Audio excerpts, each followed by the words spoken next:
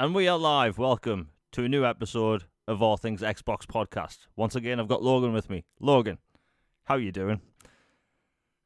Doing pretty good, Jamie. Just been riding out Xbox Armageddon at home. Just every day sitting by the radio waiting for the inevitable Xbox news. Yeah, it's been a weird week. Normally over the weekend, there's no news, no rumors or anything. And if you're listening to this right now or later, you know what happened over the weekend. We're gonna go into all that stuff later, but honestly, despite everything that's happened, it's actually going to be a fairly positive show because I think people have overreacted and maybe too soon to some certain things. But again, that's going to be later in the show. And normally in these episodes, we have about 12 topics going all over the place. Obviously, we have less topics this week, and I'd say a bulk of the show is going to be about all that stuff. But before we get into all that and let people come into the show, Logan, have you been playing anything interesting this past week? And even the past 2 weeks, because last week we didn't have a show. Well, I've been pretty just dedicated to grinding in Palworld.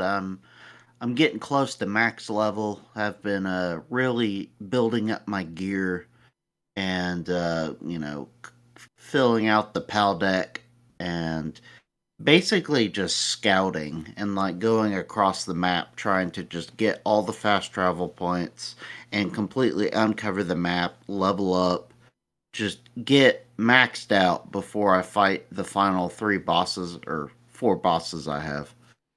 And so I've been doing that, and I had pre-ordered the Prince of Persia, the latest one, ahead of time so that I could get the Sands of Time or Warrior Within armor and skin and extra gear and stuff. So I'm planning on hopping into that tonight or tomorrow.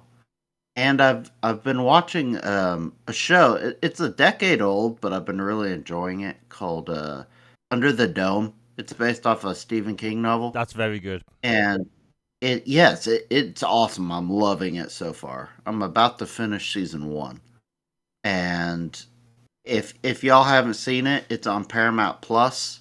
Like I said, it's a decade old, but it still feels very current. I mean, it feels like it would fit in any apocalyptic setting. You got a town, you're cut off from the rest of society because you've been put in a giant fishbowl, and chaos ensues.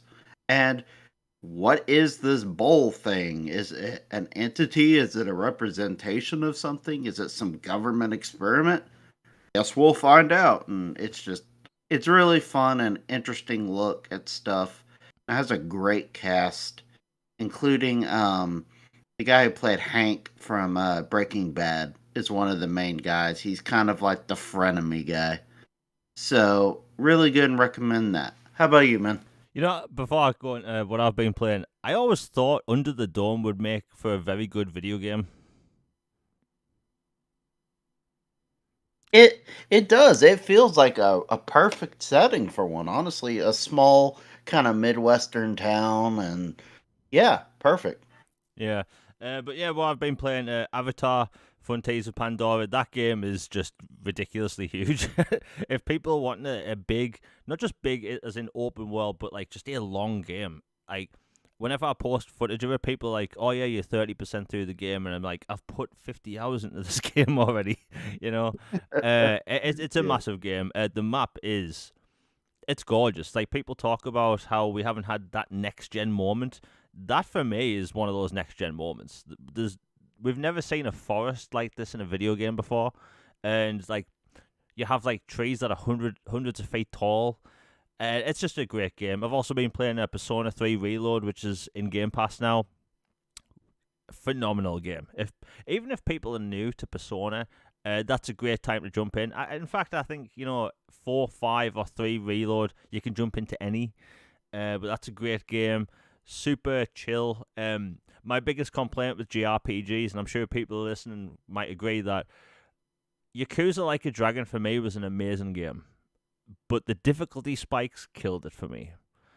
To the point where I wanted to snap the disc in half. Like it was so bad. But Persona, Like, there's tons of different difficulty modes. There's things that can help. Like, you can heal your entire squad outside of battle just at the single press of a button, which is really cool. I highly recommend people try that. And I've been playing this indie game called Brotato. And Oh, Phil Spencer's favorite yeah, game. and it's basically Vampire Survivors, but you play as a badass potato that with like a range of weapons. Like, you can have, like, basically a laser pistol or like a knife and a rock, and it's just kind of funny. But it is essentially a Vampire Survivors ripoff. But honestly, I don't care. It's a fun game. If people like Vampire Survivors, play that. I wanted to try and get back into Palworld, but ever since I hurt my hand, I have limited motion at the minute. But looking forward to getting that. And before we get into all the other topics, I want to talk about Palworld quickly, because Palworld has been taking over the world. They have over, I think it was like 19 million players in under 2 weeks. That is more than most Pokemon games, which is crazy. And you can only play that game on PC and Xbox at the minute, so like, it's huge. And the game has become so big that I don't know if everyone knows this. The Pokemon company in Japan has specifically ordered actors, actresses, models, basically anyone that has any, media presence, to not talk about Palworld at all. They're not allowed to mention it at all.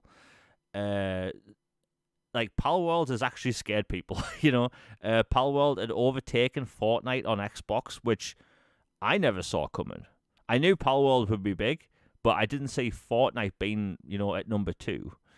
It's big in the UK, US, Canada, Australia, basically everywhere. It's crazy. And the funny thing is, people will joke saying it's a Pokemon ripoff, but I've never seen a survival game on console do these numbers. It's crazy. Over 7 million players on Xbox. It's crazy. And the thing is, we're only at the beginning of the game. It's early access. They have a year one roadmap already, and they've said they're pretty much going to add to it. They're going to come out with merchandise. And if anyone from the Palworld company is listening, I want a figurine of Depressor, because I think that character model is hilarious. Always looks depressed. And if, by the way, Yes. have you seen the swimming animation for Depressor?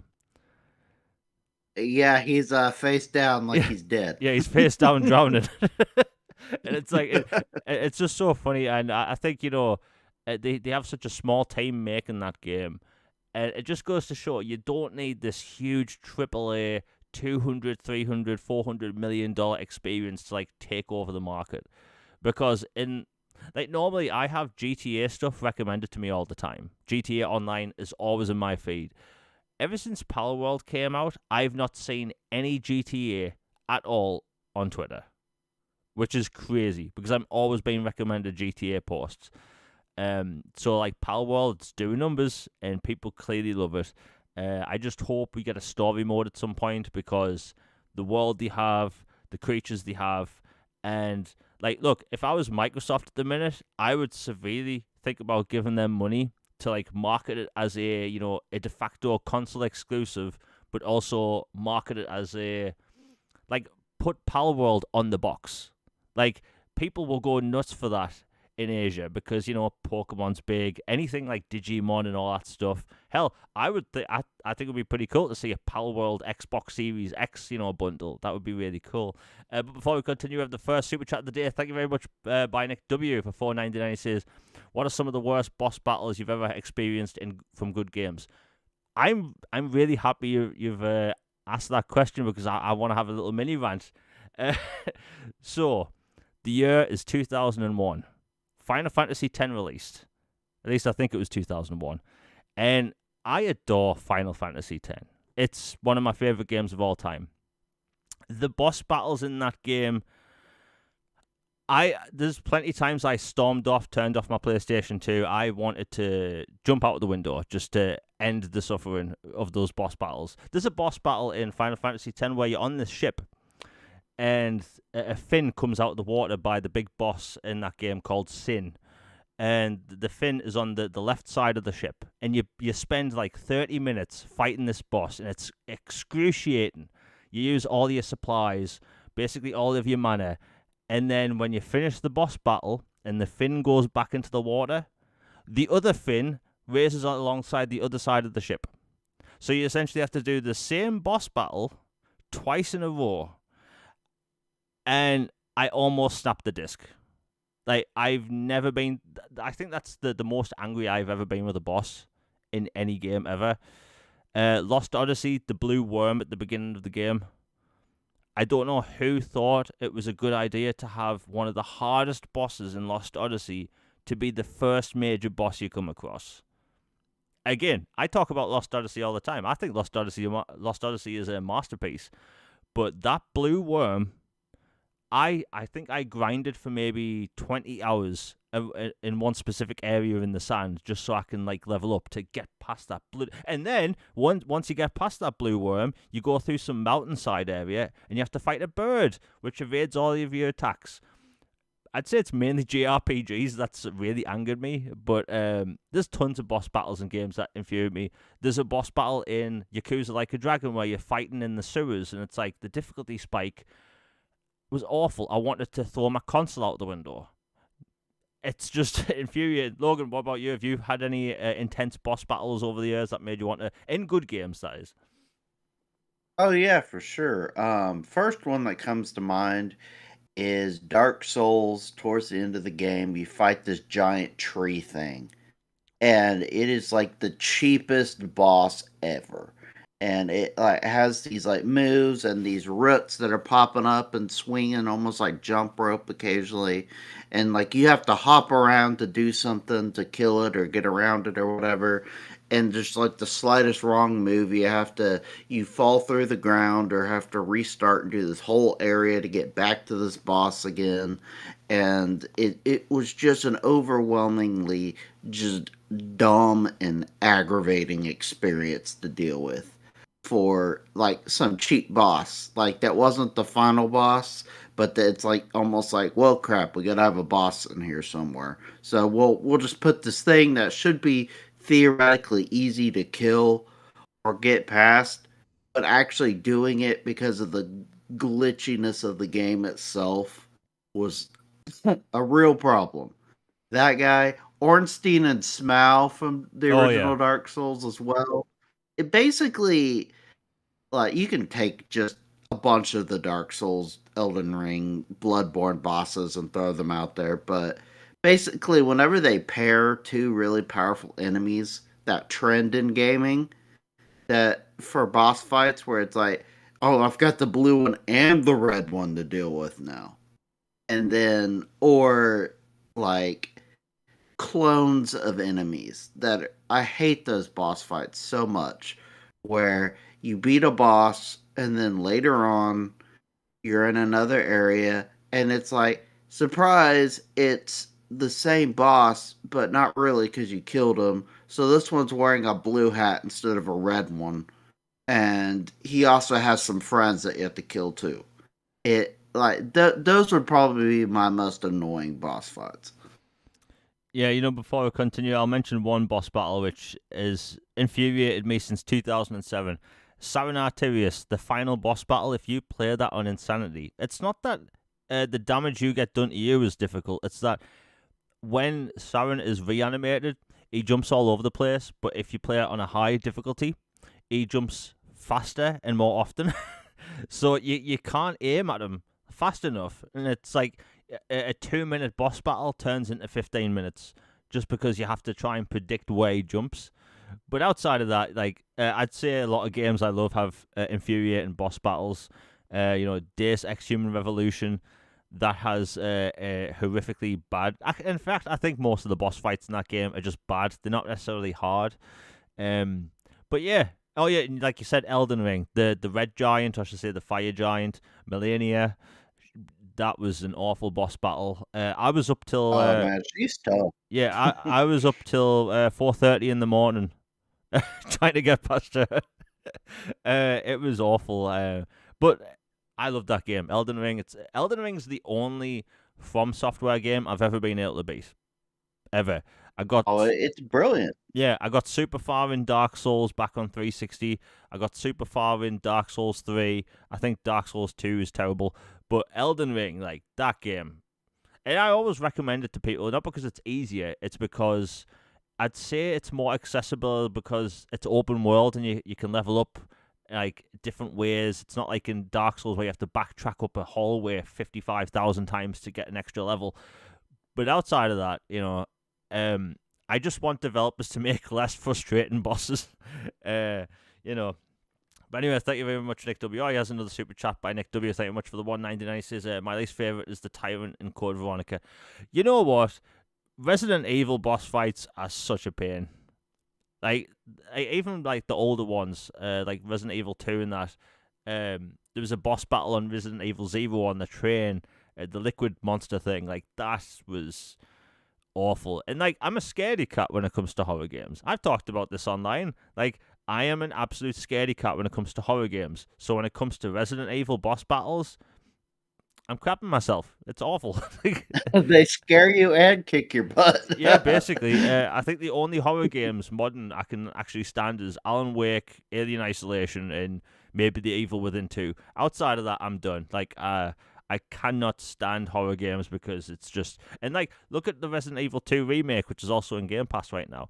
When Mr. X, or the Tyrant, starts chasing you, I was done. Like, I don't know... I can't get past that.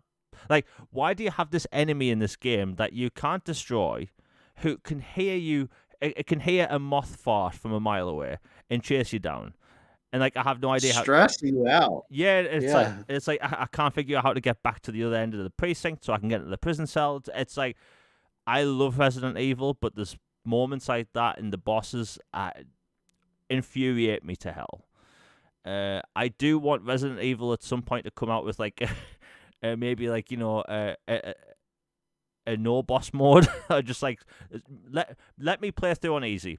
I know there's always been this back and forth between gamers, like, oh, you shouldn't play games on easy. I play most shooters on hard. I play everything else on normal. But give me the option to play Resident Evil on some sort of super peaceful, will hold your hand difficulty, because I'm terrible, absolutely awful at Resident Evil games. And I think I know where this whole thing, the thing stemmed from for me, for Resident Evil and being scared of horror games. I think it was the pink thing on the ceiling in the original Resident Evil 2. The liquor. Oh my gosh, yeah. Like, I have PTSD from the one at the police interrogation window. Yeah. Where it's like you look through there, it's like, oh, there's nothing there. And then you come back and it pops through you and grabs you. Yeah, yeah. Yeah, I think ever since then, I've just not been able to deal with horror games. And like, I tried to play Outlast, and I got maybe 5 minutes into the game, and I turned it off. I was like, I can't do this. And that game freaks me out, and I have a high tolerance for those. Like that game is scary. I thought my heart was going to burst out my chest playing Outlast. Like, I was like, I can't do this. But I got it for free, with gold, so I'm like, I may as well give it a try. And like, I was just like, oh, this is why people say it's scary. I'm like, delete. Like, maybe at some point, but yeah. You know what? We have a lot of topics. Let's go into everything. So I want to quickly get this out of the way. Metal Gear Solid 4. There's been rumors for months, and bear in mind, everyone listening, we're going to get into the heavy stuff in a bit, but there's some small things we want to get out of the way.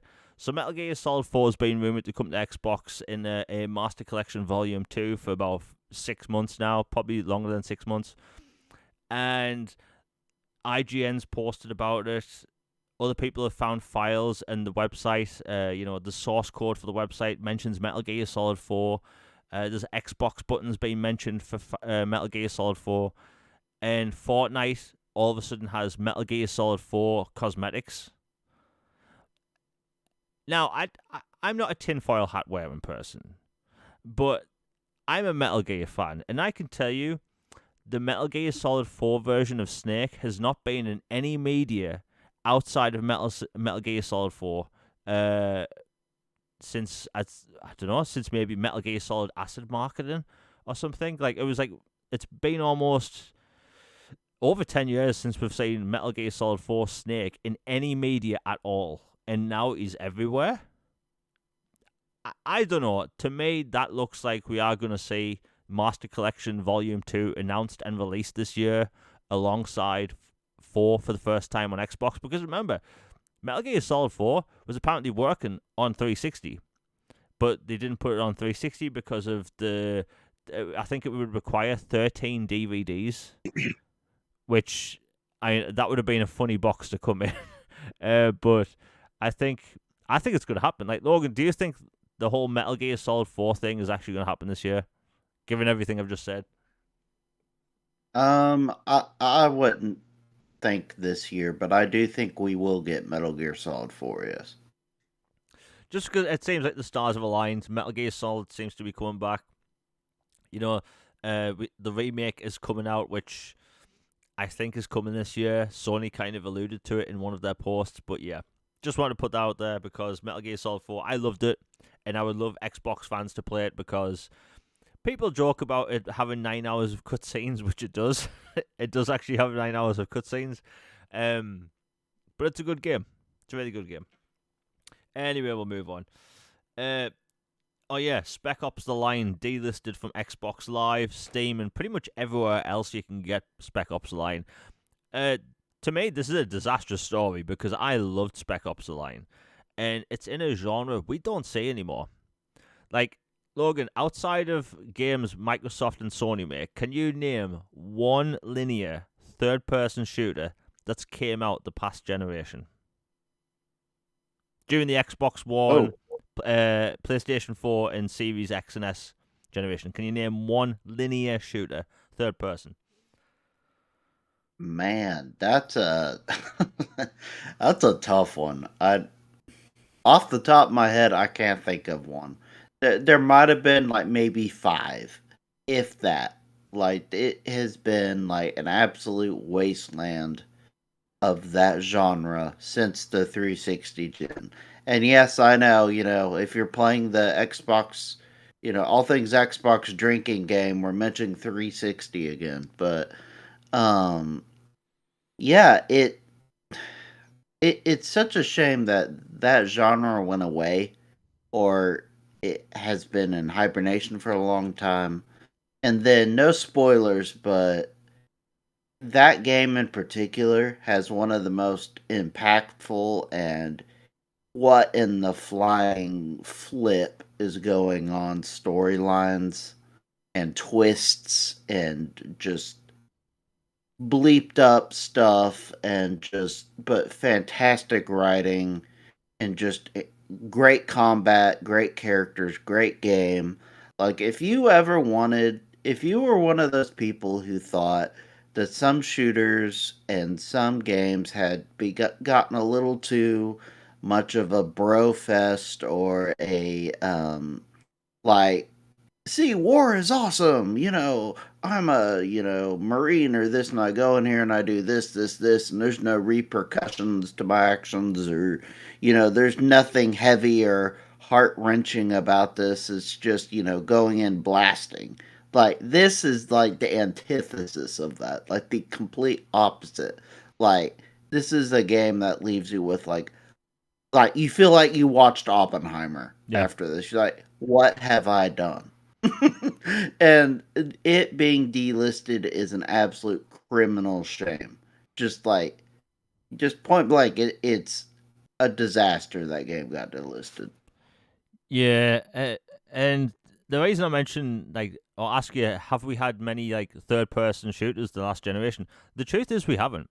I see in chat by Dan, he mentioned the Guardians of the Galaxy. I wouldn't consider that a third-person shooter. I just, third-person action adventure, like a Tomb Raider. I wouldn't call that a third-person shooter. That's an action adventure game. But like last generation, the third-person shooter game died. Like, unless you Gears or like Uncharted, maybe, we don't get them.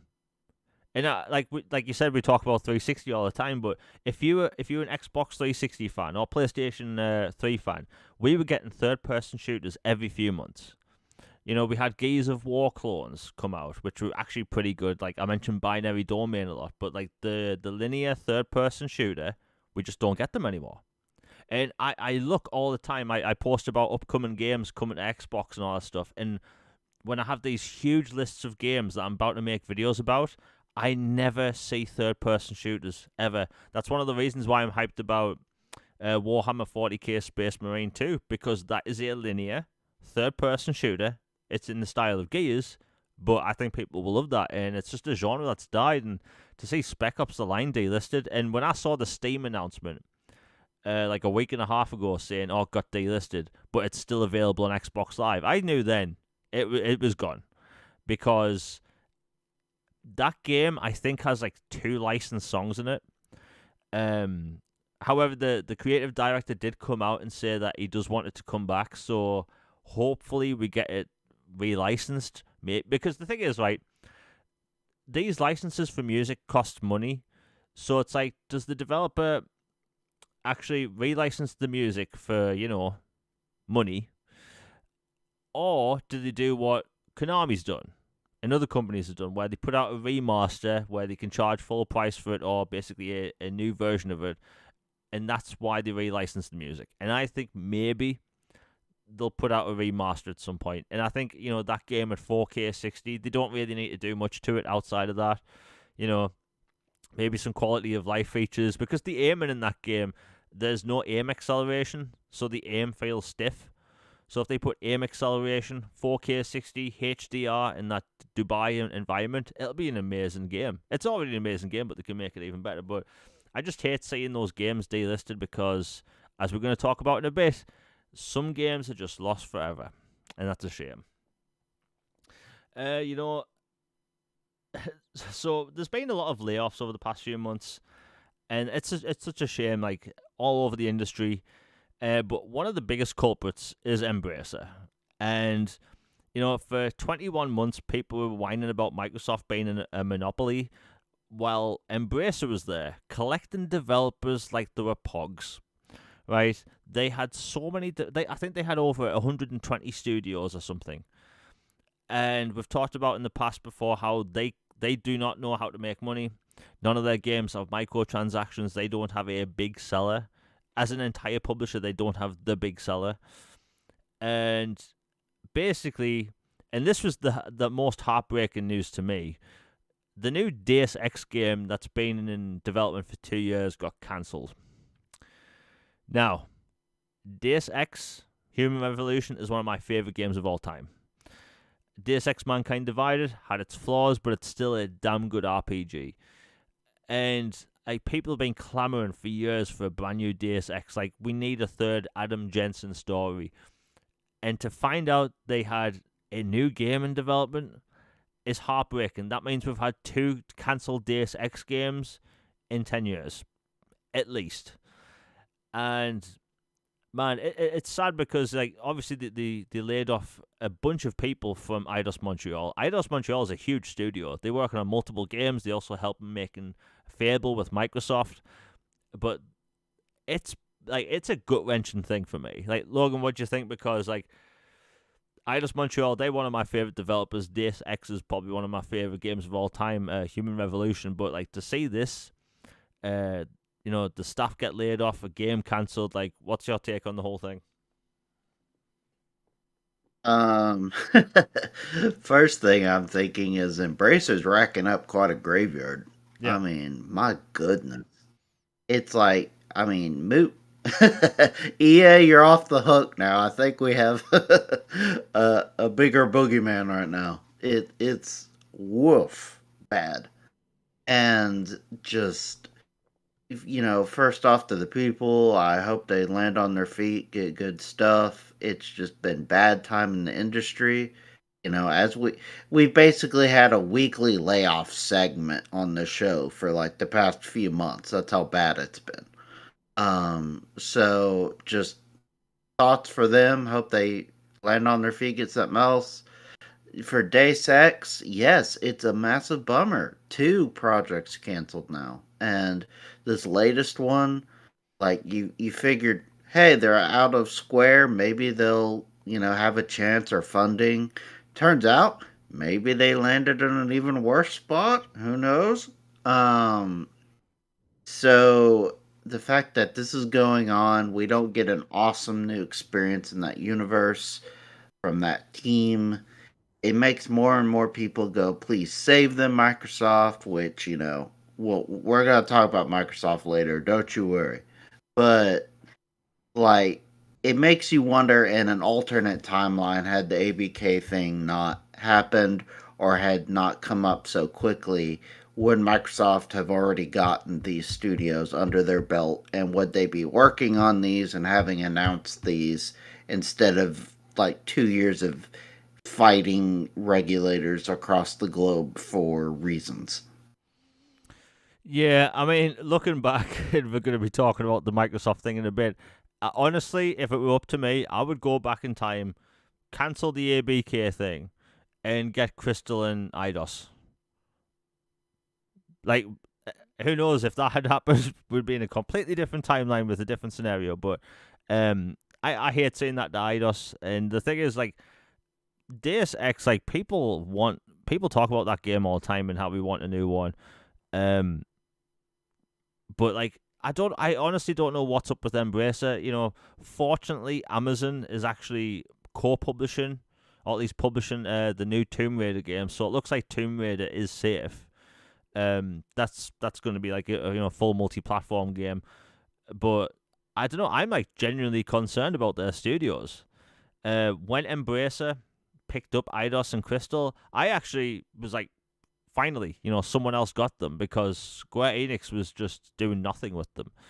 And now, like, I people talk about Microsoft being the big bad or EA or something. Like, Embracer, like, they've just came out of nowhere and took the pedestal. They are the worst publisher. And for me to say that and Square Enix exists, that's saying something. It's a crappy situation. Hopefully they all land on the feet. And like, look, whenever I've mentioned Microsoft should pick up Eidos and Crystal from Embracer, I immediately get the whole but the layoffs and everything going on. But I am genuinely concerned about Eidos and Crystal. Like, maybe Amazon picks up Crystal Dynamics because of the Tomb Raider thing, but like, something's got to change over there at Embracer, because they do not put out products that people buy in bulk. Excuse me. They don't have any big games that have microtransactions. They don't have big games that have battle passes. Like, I honestly don't know how Embracer actually plans to make money. The only thing I will praise Embracer for is that they actually make collector's editions for pretty much every game they make, which I think that's a good thing. They still make physical editions for basically everything they make, even though a lot of their games are ports now. But yeah, hopefully things change. The Elden Ring controller leaks last week. It's made by Thrustmaster. It's got the little interchangeable components, so you can have like both thumbsticks on one side if you want, or if you want the D-pad and the thumbstick changed. Pretty cool thing if you like, the customization. But the fact that the Elden Ring controller is coming out this month, and Steam had an updated page for DLC for Elden Ring, it looks like this month we could actually finally see Shadow of the Erdtree announced. I don't think it'll release this month, but I think it's going to be announced this month. Logan, what do you think? Because it does seem a bit suspicious that Steam's page gets updated basically the same week the controller leaks. Yeah, I would say that a return to the Gilded Lands is upon us quite soon. I would say by end of the year we're probably getting that massive DLC. I'm not sure if it's imminent, as in like Q1 or 2 even, but I do think this year we're gonna be back in Elden Ring, and we're gonna be loving it because it's awesome. Yeah, Elden Ring, like, I know some people might think, oh, it's another Souls game, but like, Elden Ring is such a special game. Like, there's a lot of people. You have to think about it like this: like, over 20 million people have played Elden Ring, and that was in the first few months or year. Most of those players had never played a Souls game before. Like, Elden Ring basically transitioned the Souls genre from a niche thing to a mainstream thing. Like, you have regular people that would play Call of Duty would play Elden Ring. Like, Dr. Disrespect, who pretty much only plays Battle Royale games, played Elden Ring. He actually got fairly good at it, but like, Elden Ring kind of transcends the whole it's niche thing. And it being open, you have the horse. By the way, I thought it was funny how From Software called the horse Torrent. So if you search Elden Ring torrent on Google, you get pictures of a horse. I just thought that was kind of genius if you think about it. But yeah, it looks like we're going to be returning to Elden Ring. And the thing is, right, we were originally going to get 2 expansions for Elden Ring, but apparently behind the scenes they decided to merge it into one. Which, hey, I'm all for that. It'll be interesting what the pricing's going to be like, because again, it sounds like this is going to be the size of some games. And honestly, I think it's going to be like a $50 expansion, but you're probably going to get like 100 hours out of it. And honestly, people have been wanting this for 2 years. I honestly don't think people will have a problem with that price. It's like I'll buy a day one. yeah, and I've seen a bunch of other people talk about like how much do you think it's going to be, and $50 comes up a lot. I don't think anyone will have a problem with that. I won't. Like, nah, I'll get it. And like, it took me 133 hours to finish Elden Ring, like beat the final boss, and I beat every single boss in that game. There's 150 bosses, and by the way, you only actually have to fight 9 in the game. It turns out of the whole game, you only have to fight 9. The rest are optional. But yeah, that's a special game. And the controller, like, look, I mainly play with a regular Xbox controller. I have a Starfield controller as well and a Cyberpunk controller. But like, these are over $100 controllers. If people like them, hey, go nuts. They're gonna be there. All that stuff. And oh yeah, MLB The Show was announced for Game Pass. Again, nobody lost their minds. I'll talk about this quickly because we basically have 2 more topics left after this, and those are going to be long topics. There's been talk over the past few months about the AAA game crash, and Microsoft's laid off like a ton of staff. Sony's laid off staff in the past. Embracer, they just gutting out all their studios. EA hasn't let many people go, from what I know. Square Enix, they've let people go. Basically, industry-wide, people are letting people go. And we're at a point now where these AAA games cost $200-300 million. And there's been speculation across the board, like, are we going to have a AAA game crash? Like, indie developers are going to be fine. AA, fine, I think. But, like, I honestly don't believe that us gamers expecting these photorealistic games for everything is sustainable. I've talked about this in the past, and I had this like realization last year when I was almost done with my last playthrough of Mass Effect Legendary Edition. Shocker, I have to, no matter what topic it is, I can make it about Mass Effect.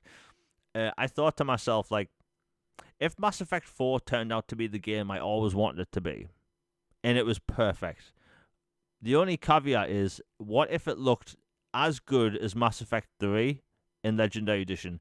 It occurred to me it wouldn't bother me. And I think we're at this point now where, like, if you play, like, a brand new AAA game, you see these amazing visuals, you see all these different animations. Like, Sony, for instance, a lot of their games, if you look at the credits, they have a lot of animators. They have a lot of different animations and a lot of small animations. That's why you have these people that go out and say, oh, Sony's games are about quality, or the journalists will talk about quality. They only talk about, really, the animations. The characters do lots of animations. They open a door, they may lean the hand on a wall as they open a fridge or something like that. But that stuff costs money. These realistic cutscenes cost money.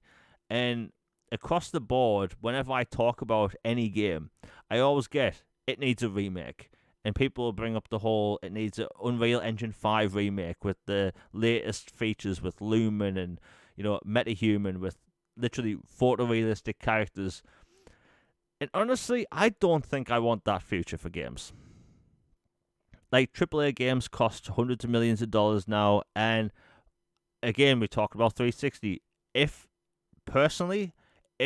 video game graphics reverted to like 360 style graphics, but they were 4K and 60, I don't think it would bother me. I'm at a point now where a good game is a good game. I don't really care about the graphics. You can have bad games with good graphics, and what is the point of having a pretty game if it doesn't play good? But like people nitpick everything these days. I was posting RoboCop footage a few weeks ago, and people were talking about the facial animations. It's like this beautiful game. The environments in that game are amazing looking. The game is amazing, but yeah, the character models are kind of stiff. They don't look realistic. They are puppets in a photorealistic world. But I don't know, Logan. Like we've talked about this whole AAA thing a lot. Like honestly, I think graphics need to take a bit of a back seat for a lot of these games going forward, because look at GTA 6. That game looks phenomenal, but you can't say it looks photorealistic. So personally, for me, I think people's expectations maybe need to take a back seat, because the AAA landscape at the minute isn't sustainable. Yeah, like I think if everybody is bent on everything being, cranked to the max, all settings, like huge world, huge this, like, everything cranked up to the top, it's unsustainable. Like, only a few studios or companies can provide that or make it. And if they get it out, then it's going to have taken years to develop. And for them to make profits, they're going to want to raise prices, continue to keep doing that, or, you know, try to bundle it with some other stuff, or load it with microtransactions, or just like it. And then on top of that, like personally, I think you reach a certain point with graphics that the realism starts to become unattractive. Yeah. Like, this might seem like a hot take, but honestly, like I like realistic graphics for some games, and for some games it's like, wow, this is beautiful, or wow, like man, did you see the way her lip twitched when you asked this question or something? Like you could tell she's hiding something, or you like see the downright pores in these people's skin, or like the fur on a dog like ruffles as it walks through the wind, or like there's some things like it really pops and looks really good.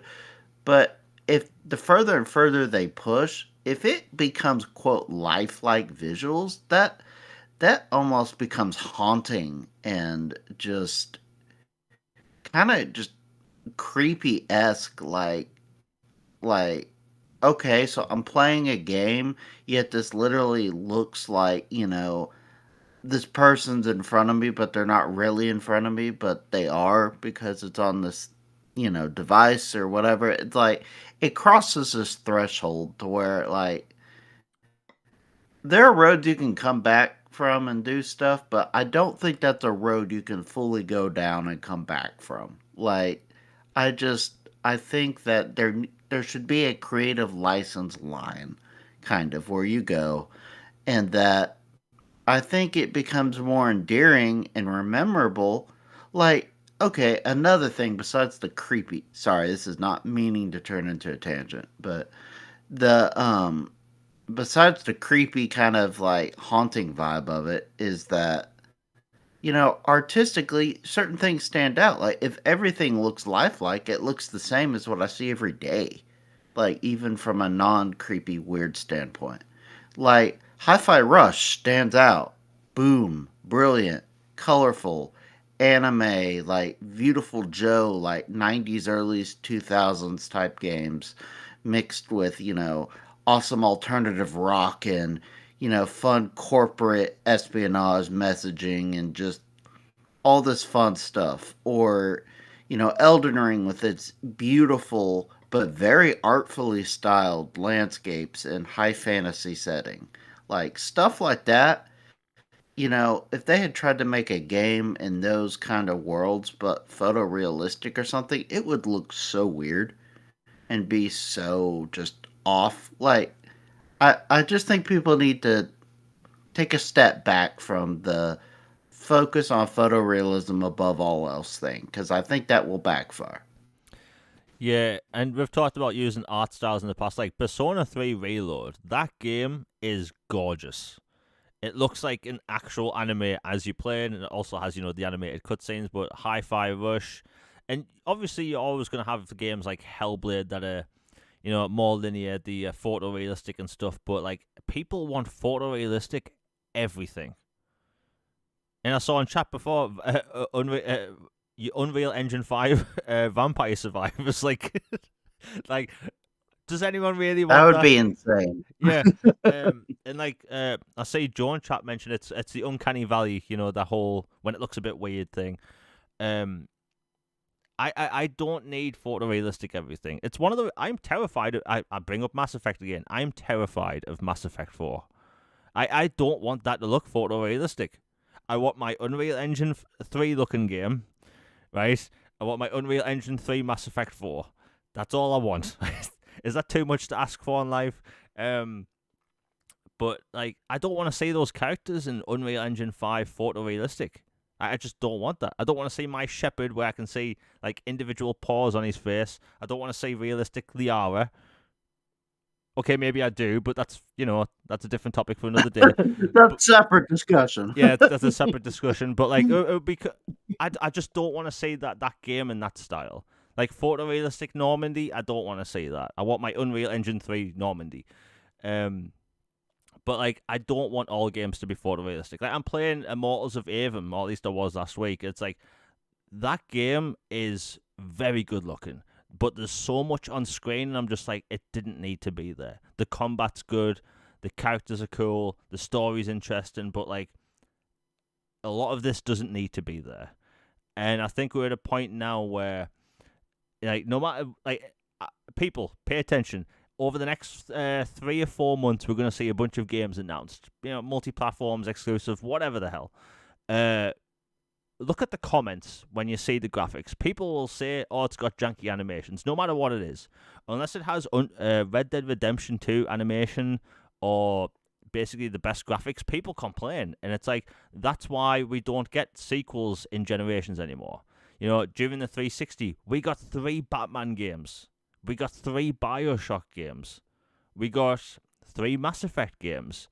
And what did we get last generation? We got 1 Batman game, 1 Mass Effect game, no Bioshocks. And here I am, it's 2024, and I'm still disappointed. like, where's my games? And I don't like the fact that we live in this world where we are literally going to be waiting 5-6 years in between sequels for games. Like, look at GTA 7. When's GTA 7 coming out? That scares me to think about, to be honest. That's going to be the end of time. Yeah, the end of time. It's going to be 2037 or something like that. Like, I just don't like the fact that like these games are years off. And if you play an amazing game this year that you love, right? I'll just use Warhammer 40k Space Marine 2. By the way, that's a long name. If you play that and think, wow, this is amazing, you might actually have to think, well, if we get a third game, how old am I going to be? Because that's where we are now with games. Look at AA games. I've had a lot of fun with AA games over the past few years, and people crap on AA games. Like, I'll call Hi-Fi Rush a AA game, right? Because it's a smaller game. RoboCop, AA game. Crisis Core Reunion. Yes, it's a remaster / remake, but it's a AA and it's phenomenal. Hard Space Shipbreaker, AA, amazing. And I think a lot of these games fail because of their budget. People just mock them because not being AAA.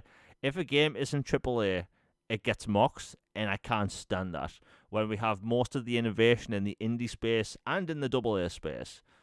But no, it has to be AAA, the best features available. I don't know, and don't get me wrong, it's cool to fire up Forza Motorsport and have these photorealistic cars because that's what you do with racing games. But I don't want a realistic Bioshock 4. That isn't something I want. Look at Judas, right? That's essentially a Bioshock game, right? We can all agree it's a Bioshock style game. Does it really bother anyone that Judas isn't photorealistic? It doesn't bother me. Nope. I don't care what that game looks like. The gameplay looks fun. There's a weird dog-shaped spaceship in space. That's cool. That's what I want. I want something experimental. I want something different. And we're at a point now where everything is the same. Every AAA Unreal Engine 5, not even Unreal Engine 5, but every AAA game is beginning to look the same. During the 360 and PlayStation 3 generation, developers had to use unique art styles to get the best out of the hardware. That's why 360 games still look good, by the way, because developers weren't making photorealistic games. They weren't trying. Gears of War looked great, but the characters weren't realistic back in the day. It was just good graphics. Arkham Asylum, possibly one of the most technically impressive games ever released when it came out. It isn't photorealistic, and it still looks good. And we're at a point now where, and some people might think I'm mad, but I think early Xbox One, PlayStation 4 games will age like dog crap compared to 360 games because they were all trying to be photorealistic all of a sudden.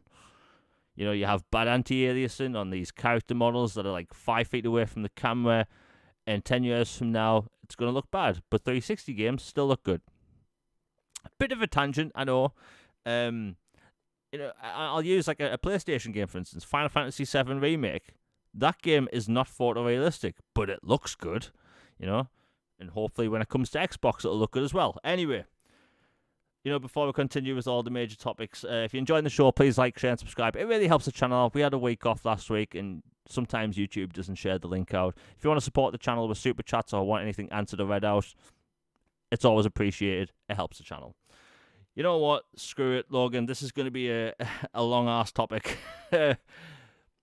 Microsoft, third party, all hell broke loose. The weekend, and by the way, we're meant to relax on weekends.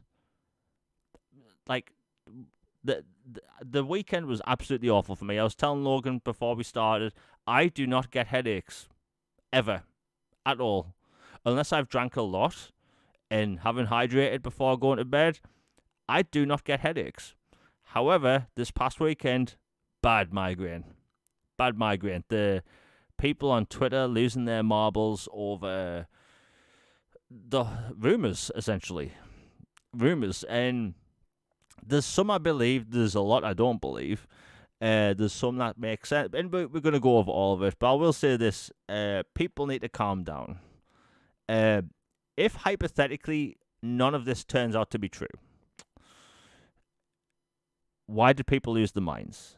You know, people react in game. Like I always talk about like why I have a calm demeanor. We're meant to enjoy video games, and what I saw this past weekend, it's not people enjoying games. It's people taking it too seriously. You know, I saw Tim Dog on Twitter, and I've been friends with Tim Dog on Twitter for years, but he lost it, and I can't really blame him. But at the same time, I think people just need to take a step back and realize it's video games. Like I am an Xbox fan. I cover Xbox. People need to take a step back and calm down. Because when you lose composure, no matter how much truth you're telling, people will not believe you simply because of your composure. And this past weekend, I've seen people sell their consoles because of a rumor. I've seen people get angry because of a rumor. I've lost about 100 followers on Twitter simply because I'm not angry. Simply because I'm not losing my mind. If you've been following me for a while, you'll know that I don't lose my mind. Because that way, people won't listen to you. When Mass Effect went into hiatus, and it was essentially cancelled as a franchise, I didn't lose my mind. And that happened on my bloody birthday. Right? Thankfully, it came back. But like that was an awful day for me. And people have just lost their mind. People are losing it. And look, we have to go over everything, but weeks ago, there was a rumor that Hi-Fi Rush and Sea of Thieves are going to other platforms. Now, weeks ago, I had a theory about Sea of Thieves. And bear in mind, this is not what I think Microsoft should do. This is what I think they are doing. If the Sea of Thieves thing is true, I think Microsoft has basically seen that they've maximized the amount of money they can make on Sea of Thieves on Xbox. So they look at like the amount of new players they're getting per month is next to zero. So to them, it's like maybe they're looking at putting games like that on PlayStation simply because it's an easy, quick buck. That's the only thing I can think of.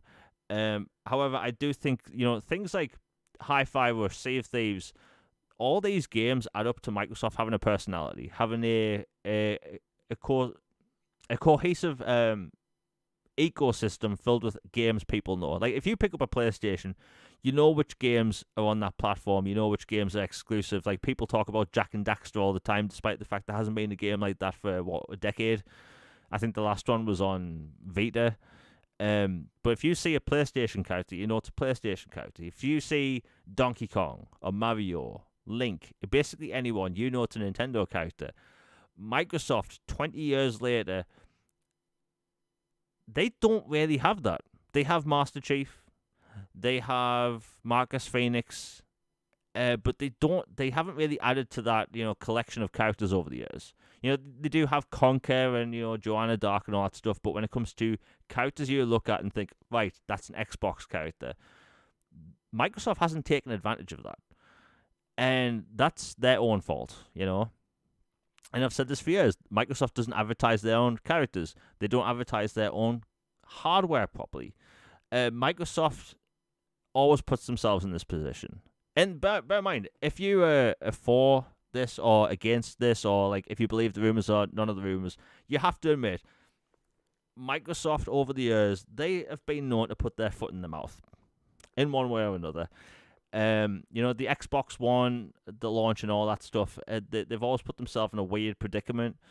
And these rumors heating up over the past weekend, like, Microsoft doesn't make public announcements on a weekend.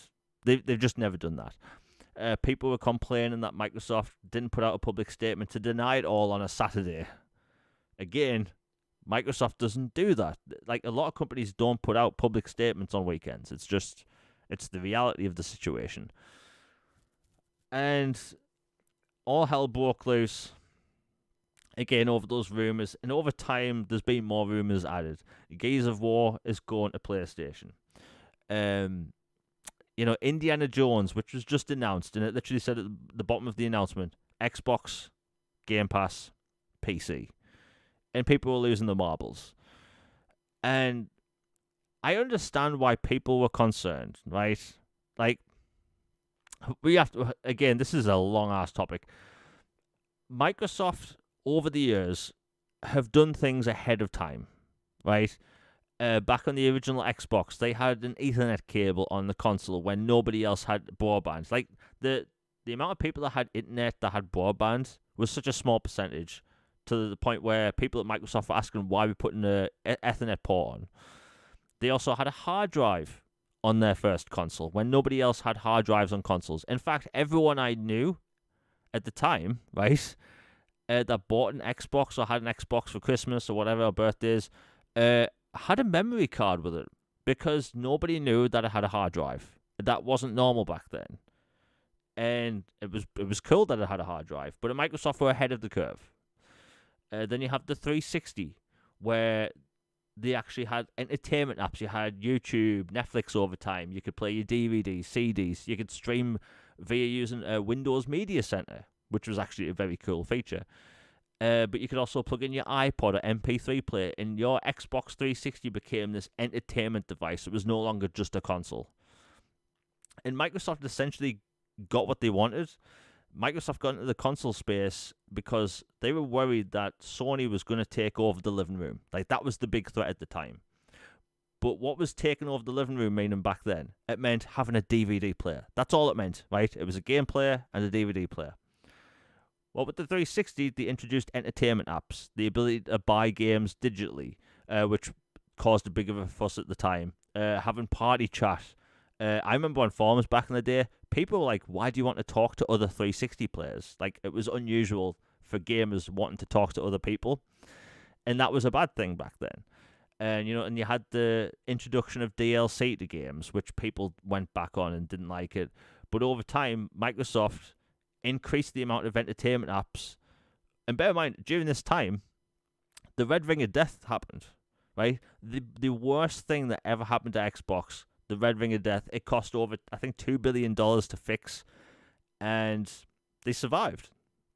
But in the meantime, by the way, Xbox put out next to no first-party games, but the ones they did put out sold like freaking hotcakes. Halo 3, Gears of War, Forza, I think Crackdown, well, that sold well in the UK, but basically anything they put out sold well, but they didn't put out many games. Gears of War 3 outsold every PlayStation game that came out that year. And that was a generation where Sony were putting out exclusives all the time. But Microsoft was still outselling them. So later on in the generation, entertainment apps were getting more popular. YouTube on consoles was more popular. The economy crashed. Microsoft and Sony sort of pivoted to try and make their consoles last longer. Because at that point, console generations were 4 to 5 years long. So Microsoft introduced the Kinect, Sony introduced the PlayStation Move, and that was their way of stretching out the generation because of the economy. It made sense. You know, the Nintendo Wii was a success, but at this point in time, Microsoft, their console was the best-selling console in the US for 37 months in a row. And yes, I do remember all this. Well, the Kinect became the fastest selling entertainment product of all time. Sold over 26 or 25 million units. It was a phenomenon. And that made Microsoft pivot even more with the Xbox One. The Xbox One became this all-in-one entertainment device where it did everything your 360 did, entertainment-wise. You could do hand controls for, apps and stuff. And it had a Blu-ray player. And that was a big thing for Xbox, having a Blu-ray player.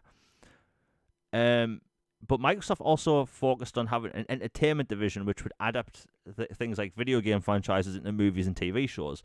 Well, everyone here knows the blowback. Everything in 2013 with the announcement of the console will go down as one of the worst things of all time. Hell, they announced that the Kinect couldn't be removed and it had to be bundled with it. It was a big thing. And bear in mind, the Kinect was essentially an AI-enhanced smart speaker in a way. It was an AI-controlled device. Again, Microsoft was ahead of the curve. So they unbundled the Kinect, they removed the DRM thing, the console came out, and Microsoft had the worst generation ever to people.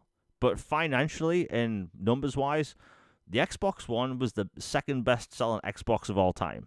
It outsold the original Xbox, but it's looked at as a failure. In all these different times in the past, Microsoft were ahead of the curve way too early. Smart speakers came out in, I think, 2015. Smart apps became more popular. Other companies start investing in entertainment. We now have adaptations of video games on everything, Netflix, half of their anime catalog is based on video games now. The Last of Us is a show that's praised, although I haven't watched it. Halo is now a popular TV show. Again, haven't watched that either. But that's a thing now. And bear in mind, all that happened, and Microsoft, their console was crapped on for being a lower power console. So remember Resolution Gate? Every game that came out, it was Resolution Gate this, Resolution that. IGN, Digital Foundry, they were always putting out articles for every game saying, this game's 720p on Xbox, but it's 1080p on PlayStation. We had that every day for 4 years. 4 years, 3-4 years. And then Microsoft finally got the power advantage with the Xbox One. And overnight, the power thing became irrelevant. Nobody cared about power all of a sudden, despite the fact that Microsoft fixed the power narrative. People were talking about bloody grass in GTA 5. And Microsoft decided to fix their problem for the first time ever. Because bear in mind, during the 360, they put out games maybe once a year. They had a handful of studios. And Microsoft had next to no studios. In 2018, they purchased, I think, 4 studios. And then later on in the year, they purchased In Exile, Obsidian, and Double Fine. So they fixed their studio problem, right? And then they purchased Bethesda. They announced that the day before Xbox Series X and S pre-orders went live. So Microsoft were in the best place ever. Ever. But for some reason, it wasn't moving the needle like PlayStation. The problem is, PlayStation is a worldwide brand. Microsoft concentrates their sales specifically in the US, UK, Canada. That's pretty much it. And that's why PlayStation's more popular. PlayStation, I'd say they've had a worse generation than Microsoft. Personally, that's what I'd say. And Microsoft went to buy Activision, and all these rumors start coming out about, is Activision still going to put games on, PlayStation? Then everyone knows what happened with the whole ABK thing. And all the rumors now are coming up because apparently Microsoft wants a return on investment. And that's the big thing about the rumor I don't understand. Satya Nadella's came out in the past and said, we need competition, let there be competition, all that stuff. And it's like, you can't have competition in a console environment if you're putting all of your exclusives on other platforms at the same time. Or even at all, it depends, really. And honestly, I do not believe 90% of the rumors. At all. I think it's unrealistic. Logan, I've been talking for 5 minutes. Like, what's your take on the whole, it's been a crazy weekend. Microsoft, I do think some of this is real, but I think people are overreacting, and I don't know, what's your whole take on the thing, because this is a long topic.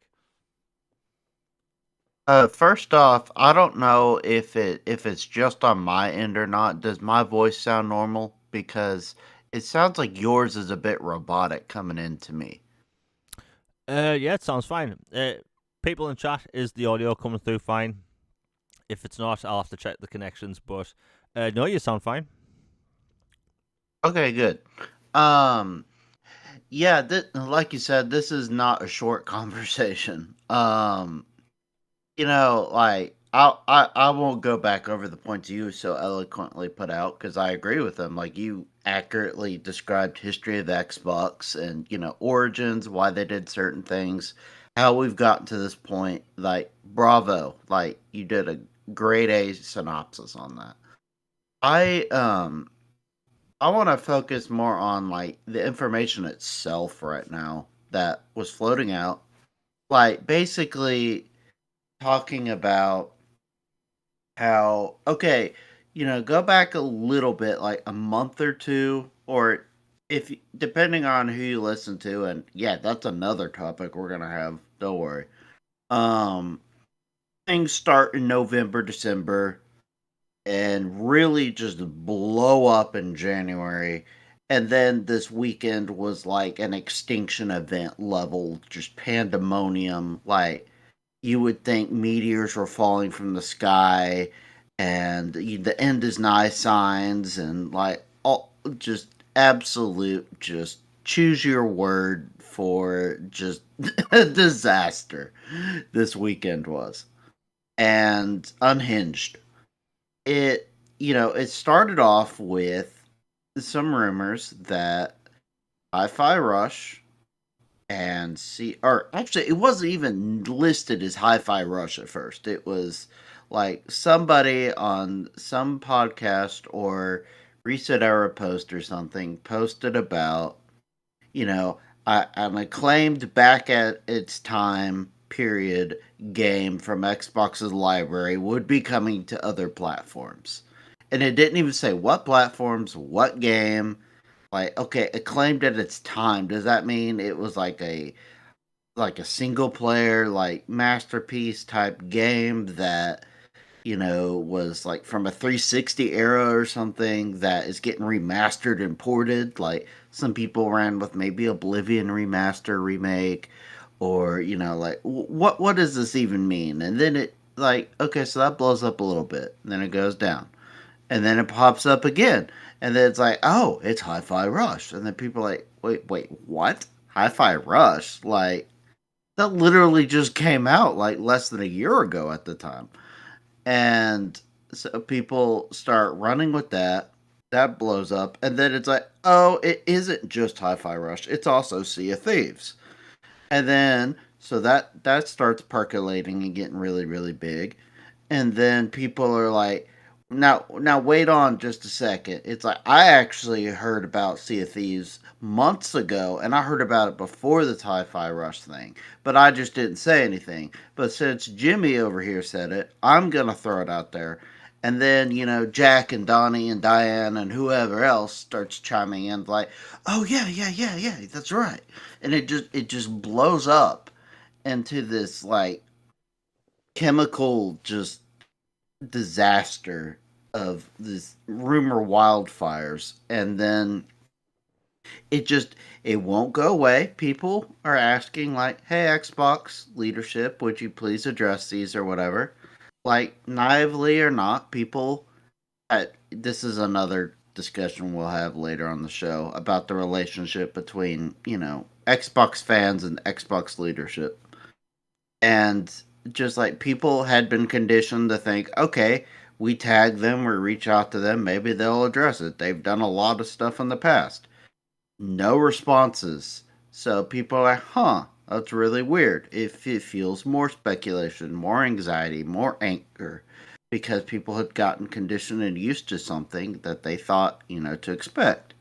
And so, and then it keeps blowing up. More and more people are saying it or reiterating it or doing slight twists, and it just will not go away.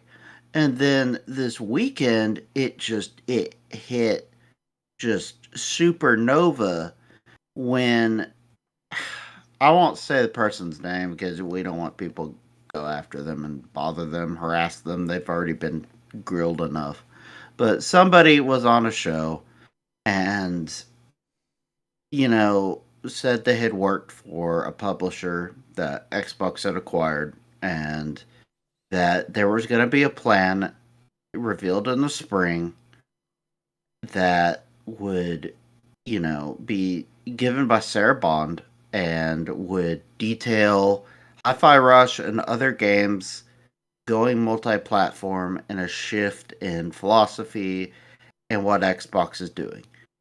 That takes things to another level on the doomsday scenario scale, and people start running with that and saying, yes, this is true, this is happening. And so it starts getting built up more and more. And then, just as this is hitting a crescendo, and people are like, oh my word, like, okay, well, this is bad, but maybe we can deal with this. Then, bam, report comes out that you remember all those arguments you all had about ZeniMax titles and Starfield in particular never going to PS5 and stuff? Well, turns out it's coming to PS5. And they're investing in dev kits and all this stuff. And so people just go absolutely ballistic, feral, just tear each other apart, just run through the streets like madness over this. And then like all these other rumors, all these people start coming out of the woodwork with slight variations to it, to where there's that one, and then there's Gears of War suddenly gets thrown out. Like, whoa, where did that come from? Like, that's not even related to ZeniMax or stuff, and that's a current franchise we assume that they're making Gear 6 on as we speak. So it's like, why is Gears of War being thrown out? And then, you see stuff like, oh, well, I guess Halo's coming too. I'd expect it. And then it just, this fear and anger and hysteria and all this stuff just picks up.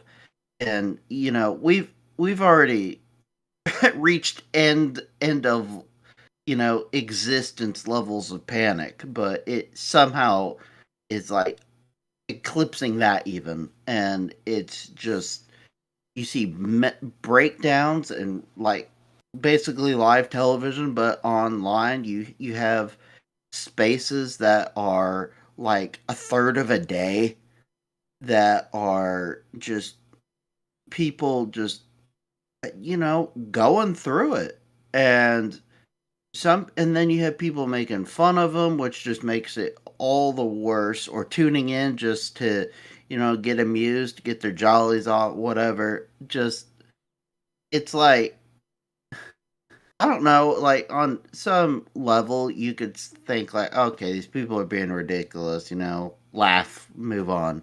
But on another hand, it's like, this is just sad. Like, what is happening? And it all boils down to just an out of control situation that was not properly addressed. because leadership decided to bunker down like it was World War III and hide out in ivory towers or, Hamptons or whatever and not address anything for well over a month of this picking up like a snowball down a hill. Like, this was no longer a little, a pebble that got rolled into snow and is coming down a hill. It's like a whole mountainside avalanche at this point. So it just, it completely crushes everybody, and everybody is just overwhelmed, spent, angry, all the, emotions you can throw out. And people just want a simple answer. That's all they want. Like, look, at least have the balls to look me in the face and tell me something. Nobody respects hiding and cowardly behavior and running when the tough happens and just hiding out, hoping it'll blow away, Friday news dump, and then coming back like nothing ever happened, or just, ignoring it. And like, you cultivate a culture where everybody thinks there's transparency, there's friendliness, there's all this. But as soon as, like something is not 100% wonderful, it's gone and poof. Like, you're gonna get a lot of angry people, as you've seen online. It like, and then you see journalists come out and just completely trash these people, dehumanize them, make them sound like they're clowns, like, yes, there has been some clout chasing tomfoolery, and like, okay, dude, come on now, like, we know what's going on here. Like, all right, cool. Here's your Twitter like, move along. But there have been legitimately distraught and angry and aggrieved people who feel like they have been betrayed. Whether or not you should believe that a company is capable of betraying a person because of some consumer choice or not, whatever. Point is, that's how people felt, and that just summed up the weekend. And yeah, and so that's how we got there. And personally, if I had a hunch, I would say that some of the stuff that came out is complete bull. Like, a bunch of it is. But I do think there is some truth to it.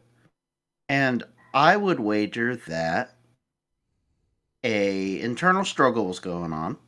Like, if you follow history or politics, sports, anything, and reporting and how it goes, oftentimes if there's an internal power struggle and one side is starting to be concerned they're losing grip of the situation, or the other side might be pulling out a victory, they'll call an audible and they will leak it out to press or people close on the outside, friendlier publications or sites, to go, hey, this is what's happening. We don't like it, or they're considering it.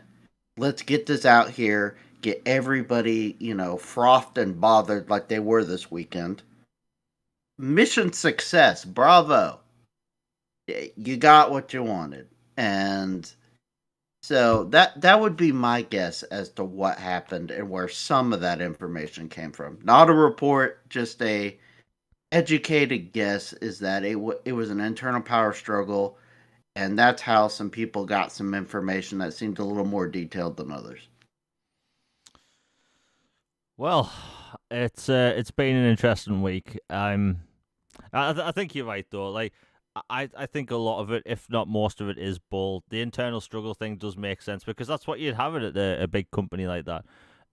But the people that are going online, like selling their console, like, by the way, if someone posts a picture of their console in the bin, trash, if you will, and it happens to just be a clean bin, with nothing else in it, messy, and it just happens to be a pristine bin. No, what they've done is they've taken their console, they've carefully unplugged it, they've placed it gently in the bin, and taken a picture of it for likes. That's all they've done, right? They've taken the console back out of the bin and they've plugged it back in, and then they've kissed it beforehand to say sorry, because that's where we're at now.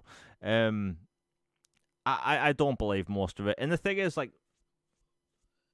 like a week and a half ago, Jez Corden from Windows Central put out an article like saying Microsoft's greenlit the next gen console, which is coming out 2026. So Microsoft is going to have a 2-year jump at most on Sony on the next gen console. But at the same time, we're meant to believe that they're going to put all of their games on other platforms. I think that would be the stupidest thing ever. That's why I don't believe it. The reason I believe the Sea of Thieves thing is because of what I've mentioned before about like the maximizing amount of players they think they've gotten on Xbox. But I don't know, just something seems off about it. And like you said, every time a new rumor pops up, you'll notice the same few people will quote tweet and say, I've heard this as well. I can corroborate this. Here's the main reason why I don't believe a lot of it. 2 years ago, there was a rumor going around by a few people that the Nintendo 4K Switch is going to come out. And this person kept iterating, it's a 4K Switch. It's a 4K Switch. And then when it came out, I think it was like a week later after the rumors, it was an OLED Switch. That person that had spread around the whole 4K Switch thing, they said, oh yeah, this is what I've been talking about.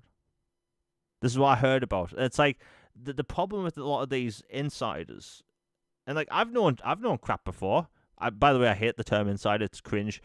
But like I've known stuff before, and some stuff's been good, some stuff's been bad, some stuff's came like I've known a lot of stuff when it comes to Ubisoft, and I've leaked a bunch of Ubisoft stuff. However, someone that I've trusted in the past told me that, bear in mind, got 90% of stuff right, told me that the Avatar game by Ubisoft was more in line with Red Dead Redemption.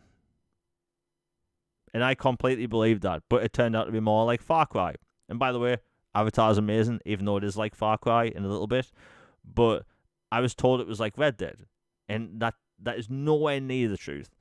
And every time someone comes up with a leak and they reply saying, hey, I knew this as well, I feel like it's maybe that person wanting a little bit of attention. I don't know, like, it just seems a bit weird, like, oh, okay, you all of a sudden heard about Gears going to other platforms, even though you've never talked about it or hinted at it before. You've heard about Sea of Thieves and Halo and Starfield going to other platforms, yet you never mentioned them before until someone else did. Why is that? That's what doesn't make any sense. It just seems a bit too convenient. And, like, that's why I keep my chill about these things. People need to relax, you know? People losing it online. And the thing is, you know, we all get wrapped up in this because everyone listening right now, and, you know, me and Logan, we are on social media a lot. We see a lot of this stuff going on. I've asked people in real life that play Xbox games and PlayStation games. They have no idea any of this is going on. These are people that don't do social media. These are the bulk of gamers, people that play the game, they go on to something else, and that's how it works for them. Us people, like, you know, that talk about this stuff on a daily basis, know about this stuff. Everyone else, they don't know about this. So, like, while everyone's losing their minds on Twitter, going crazy, the rest of the gaming world are just minding their own business, and they don't know anything. And it's kind of hilarious if you think about it, you know? You have one side of the internet losing their marbles that, you know, something bad's going to happen. And you have this other, like, half of the gaming side of the internet that, like, they'll just hear, okay, so what's this happening online about Taylor Swift with a new album? You know? That's their interaction online, basically, you know? Again, I think people need to calm down. And the thing is, outside of the people that have, like, literally unfollowed me on Twitter because I'm not losing my mind, all of my posts are filled with just buy it on PlayStation 5. Like, I post Xbox gaming news and Xbox releases. Every post now has I'll just get it on PlayStation. What's funny is, and this has really brought these people out, is that for 21 months, and I posted about this earlier on Twitter, for 21 months we heard about gaming monopolies and how monopolies are bad for gaming. But have you noticed over the past 48 hours there's been people in the media and just people in general that are all of a sudden for Microsoft going third party? Do you know Microsoft going third party would be the worst thing for console gamers? Because if you're a console gamer like me, next generation, you'd have one option to play hardcore AAA games on. It'd be a PlayStation. Their game prices, they could raise the prices of games to whatever they want because gamers would have no option whatsoever, right? If you're like me and don't really play games on PC, you have one console to choose from. And we live in a world where literally, if you go on Twitter right now, search any of these media personalities and like IGN, people from there, whatever, they are talking about, hey, wouldn't it be cool to get Lost Odyssey on Switch? Why? Just play it on your Xbox, you know? They are. People have been wanting the downfall of Xbox for 20 years, and just now, when online people have this perception where it's going to happen, people are excited. People are genuinely excited at the prospect of it may be happening. By the way, I don't think it's going to happen, but it's the people have really shown who they are. People that used to get motion sick for Indiana Jones don't now for Halo. People that called Hi-Fi Rush, Hi-Fi, crap, they are excited for it now. You know these PlayStation-centric Twitter accounts where they are forced engagement posts, right? Hey, you excited for, Uncharted 5 on PlayStation 6, that type of thing? You'll notice they are posting about Xbox games now to drive traffic to their account, and it's all the replies are people saying, "Oh, I can't wait to play Blade on PlayStation. I can't wait to play Indiana Jones on PlayStation." Whereas weeks ago they were making fun of those games. These phony hacks, absolute phony hacks, have really shown themselves because weeks ago, months ago, these games were being crap. Indiana Jones came out. The gameplay, I should say, it was first person. People were mocking it. People were saying the graphics were bad. Now people can't wait to play it on the PlayStation. Absolute fucking hacks.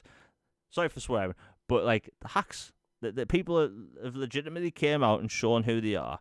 And like, look, I don't agree with everything Microsoft's done in the past. I think they don't market their console the way they should. I think like Microsoft have the most powerful console on the market, which people know, but they don't talk about the features in the marketing. They don't talk about auto HDR. They don't talk about backwards compatibility. If I was running Microsoft's like hardware marketing department or whatever, I would slap on those those trailers. You can play Call of Duty Black Ops. You can play, I don't know, like Dead Space 2 at 60 frames, like all that type of stuff. But backwards compatibility is not mentioned in the marketing, which is crazy because when Black Ops servers were fixed, that's all people were talking about in the UK. Hey, are you going to jump on Black Ops? People that I haven't played Call of Duty with for years were buying old copies of Black Ops to play. It's crazy, but they don't talk about that in the marketing. Microsoft doesn't diddle people out of money for remasters of games that released 2 years ago. You get free upgrades, and what does the media do? They praise the remasters people have to pay for. The truth has came out. This Xbox tax people have joked about for ages. People don't call it Xbox tax. Call it for what it is. It's complete bias. And it's fucking obvious to people now. It's blatantly obvious. By the way, this swearing will get me demonetized. But like it's infuriating. It's frustrating and it's annoying because we all see it. I've been covering this stuff for years. And if you point any of it out, you're called, a fanboy. You're wearing a tinfoil hat. But the past 24 hours or 48 hours, it's came out crystal clear. People want Microsoft out, and that's that. And it's been that way for years, but the past 48 hours has made it really worse. Like, Logan, you must have seen it online. Like, the past 48 hours, it's clear that people do not want Microsoft in the gaming space, especially these media folk. Yeah, like I even said something about it today. It has been disgusting levels of just arrogance that I have, and sheer entitlement and greater than thou attitudes from, I call them the blog boys. Like that's what they are. Like, journalists, game journalists, blog boys, whatever you want. San Fran cabal, as Rand would call them. Just these types, and like they're like, oh, look at all these people freaking out because a company's making a business decision that makes sense for them. I'm like, do you not have any idea, like, the sheer magnitude of these decisions and how it affects more than just, I don't know, the company that does them, but the people who use those products and those, devices. Like, hypothetically, in a doomsday scenario, we've talked about game preservation ad nauseum, but I have, along with physical, have cultivated a rather extensive digital library from OG Xbox to Xbox Series XS. If for some reason, in some scenario, they went fully multi platform and it ended up devaluing the console to such a degree that they end up just not having a device anymore or a place for me to access my Xbox games I have acquired, that that would really suck because that's like 20 plus years of stuff. And just like, and then there's people who have even bigger libraries than me or have put tons of time and hours into other things on these devices and just poof go up in smoke potentially. Not saying that's what I think is going to happen. I don't think it's going to happen. I think consoles are here to stay for a while, and they are currently working on some. And I do think Xbox will release a handheld hybrid thing like a Switch. And I think, a premium Series X type traditional console. Like, I do think that's what's going to happen. But, the dismiss these people as delusional fanboy zealots that have spent too much time inside and don't have a social life or don't have legitimate human feelings about a situation, and that the bootlickers should just accept what the company's doing because business sense. Just, I have this degree and I am smarter than thou. Like, a bunch of these gamers are like well educated, right? Like, I'm master's educated.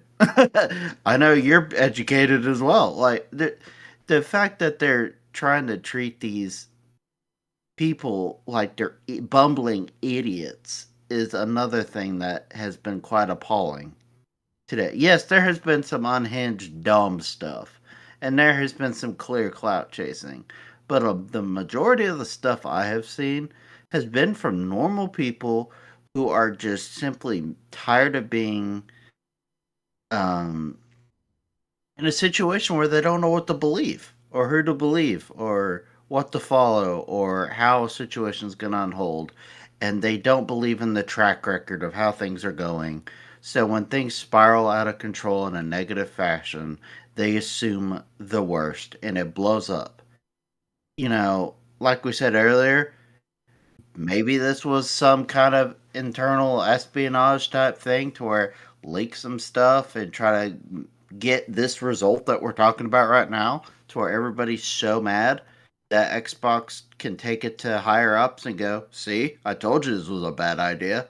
The people out here, pitchforks and torches, like this, like a backroom accountant, obviously important job, but backroom accountant trying to run or make decisions based on purely cold-hearted numbers for an entertainment business like this, just it doesn't mesh. Those are just different worlds of logic and thinking and stuff, and it just, the whole thing, if the rumors are true, were true, partly true, whatever, just it feels like that, like a disconnect between the creatives who are like, we have a good system going, let's keep it going or slightly adjust it, versus like, you know, if we do this, we get this many units, we get this. Like, yes, in a vacuum, maybe, but that's not how the entertainment stuff works. So, to me, I think that personally, my guess is that some games will go multiplat, but I think it will not be the doomsday scenario everybody thought. Consoles are over, your libraries are in flames, Xbox is Sega, the end is nigh. You know, sell your Xbox, there's no point. Everybody yell at Sarah and Phil for reasons and just blah. I don't think it's going to be that way. I think I think some will in their quote case by case thing. I think some games like a Sea of Thieves or something that's a massive multiplayer experience like that that has peaked out might go over. Or some smaller titles if their studio specifically requests it or something like that. But the idea of the Xbox Trinity of Forza, Halo, and Gears being on PlayStation and Switch, I still just I still think that's like a Titanic scenario, and they're not going to do that. But I do think that this flame out that happened over the weekend might just have been the push needed to ensure that doesn't happen. So just keep up your displeasure, your voice, keep letting them know. Be respectful, don't curse them out, don't threaten them, don't harass them. I've seen a lot of gross stuff out there, but I've mostly seen just people going, "Hey, come on now, don't do this. Like, what are you thinking?" Just more of that. Keep it up, and next week we'll find out. And I'm of the belief truly that it's gonna be all right. It it might be some more than you like stuff going other places, but I do not think it's gonna be the well, Xbox is dead. Bag it up, press F for respects, move along. Yeah, I agree. I don't think it's going to be like the worst thing ever. I will say this though, it's okay for people to be concerned. Like if you're like me, you probably have tens of thousands of pounds on in the Xbox ecosystem. My games for the past 20 years are mainly Xbox. My DLC, maps, expansions, microtransactions. Oh, well, I don't really do microtransactions, but everything digital, my games, everything is on Xbox. Starting on the 360 with the digital stuff.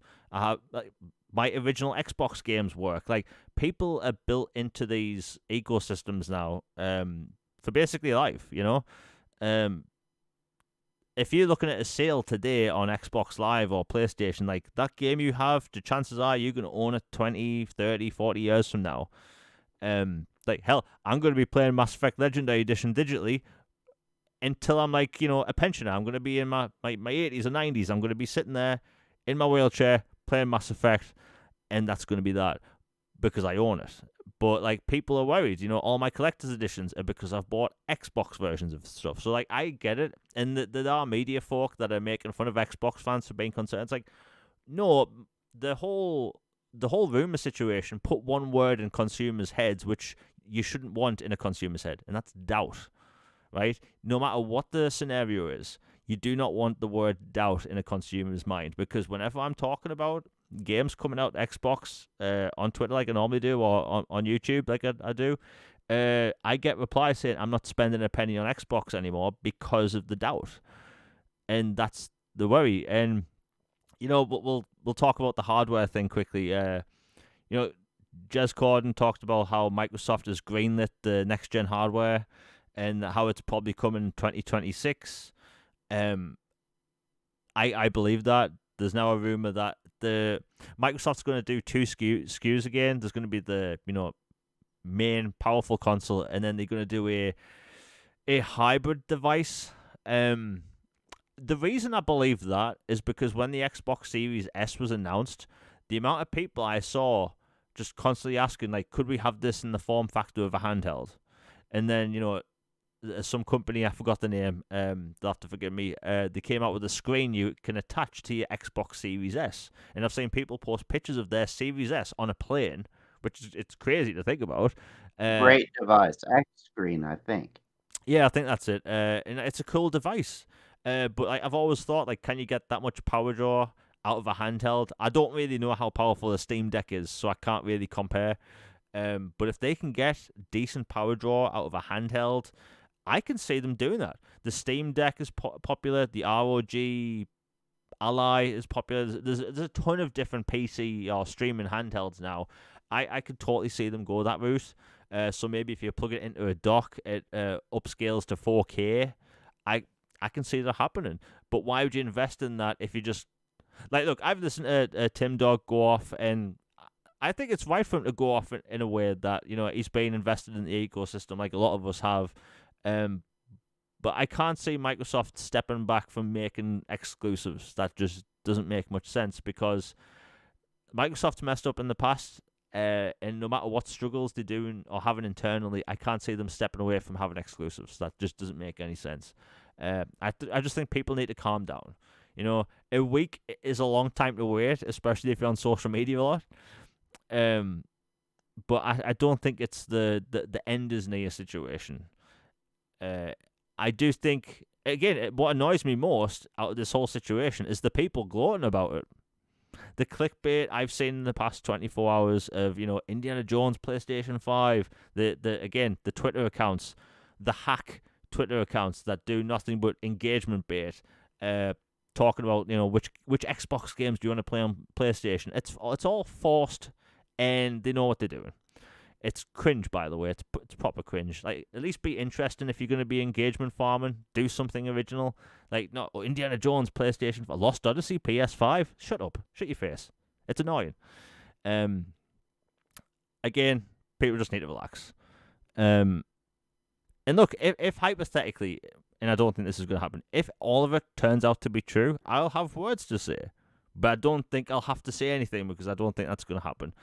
Do you know it'd be funny if all this has been talked about and nothing happens? I would laugh my butt off if all this ended up happening is they make a mobile app or something that you can access on different devices to access some of their games via something like that. Like, if it was something that small, it's like, well, technically the games are coming. Not in the way you would think, but not in a traditional experience. That would be hilarious. Do you know what's funny? If all the games that was mentioned were just going to Switch and Switch 2, I honestly don't think the reaction would be that bad. Like, it's the PlayStation part I think people are worried about. Like, Agreed. If Microsoft came out next week and say, Hi-Fi Rush is going to Switch 2, honestly, I wouldn't care. Like, I think, Nintendo's looked at it as this, its own thing, which I understand, because they kind of are, but I don't really see people being that bothered. But it's the PlayStation, like, Microsoft and PlayStation have been going back and forth for years, but I will say this, people clearly have made it clear, I said that twice, people have made it clear that they want Microsoft out of the gaming business. There's people been working at, Eurogamer, IGN, other quote-unquote reputable journalistic sites. They want Microsoft out. Now, imagine if, hypothetically, Microsoft do go out of the console business. What are they going to talk about? What are they going to clickbait about? like, granted, I'm an Xbox fan. I cover Xbox. I can easily shift to making multi-platform content, but I'm always going to prefer Xbox. But you have these websites that they resort to lying for clicks. Like IGN, they've been community noted 3 times this year for lying, basically. And what are they going to do if, hypothetically, Xbox goes away? They're going to be making less revenue, because the console war pretty much exists between Microsoft and Sony. It has nothing to do with Nintendo. Nintendo are in their own little magical space where Nintendo doesn't care, Nintendo just does their own thing, and that's that. And hey, good on them. If you're a Nintendo fan or a Nintendo only fan, congratulations, you have nothing to worry about. There's never any rumors or bad leaks or anything. It's always what game's coming next. But yeah, and I've seen a few rumors going about Microsoft maybe stepping back the whole day one Game Pass thing. I don't believe that. If you look at Microsoft, they release 1 to 4, at least from now on, 1 to 4 first party games per year. Would it be the worst thing in the world for me if I had to pay for them? No, but I don't see them getting rid of day one Game Pass, especially considering Microsoft and Phil Spencer's been on the record multiple times in the past 6 months saying that Game Pass is sustainable. The video's out there. If I can find the link, I'll post it in a bit. But people need to calm down. I I've been on Twitter since 2012, and I've never seen this reaction from people. Like the Xbox One and like that announcement, that was a disaster. But I've never seen people lose their marbles like this. And the thing is, I talked about this the other day. Microsoft's had multiple doomsday scenarios over the past. Red Ring of Death, the original Xbox not selling as well as the PlayStation 2. The Kinect making Microsoft go all sort of, how should I put it, casual based when it came to their game development, apparently. Remember when games were announced to be day one on Game Pass? People lost their minds. People were like, oh, it's going to devalue the games. And now we're at a point where, well, people are okay with these games day one. So, yeah. It just shows people all over the place. There's no consistency, which annoys me the most. But after you finish listening to this and after you've shared it, of course, go online, just scroll through your feed. You'll see people really wanting this like multi-platform thing to happen. Imagine the scary universe we'd live in if it's only Sony that have the de facto hardcore console. That's not a universe I want to live in. Like, hell, I don't want Sony to go away. I don't want Nintendo to go away. A healthy industry requires them all to exist. And when Sega exited the console space back in the early 2000s, that was a bad thing for the industry. But Microsoft stepped in. It was, people always used to call the original Xbox the Dreamcast 2 back in the day, at least in the UK they did, because a lot of Sega fans moved over to Xbox, and there was a lot of Sega-centric games on that original console. But I think, Microsoft's here to stay. People need to calm down. Logan, have you got anything else to say before we close out the show in a minute? No, just basically that I even in a worst case scenario thing where they become a third party publisher, as long as I would have access to my games that I already own and they continued making devices going forward, I'd be all right. I wouldn't be thrilled about it, but I'd be all right.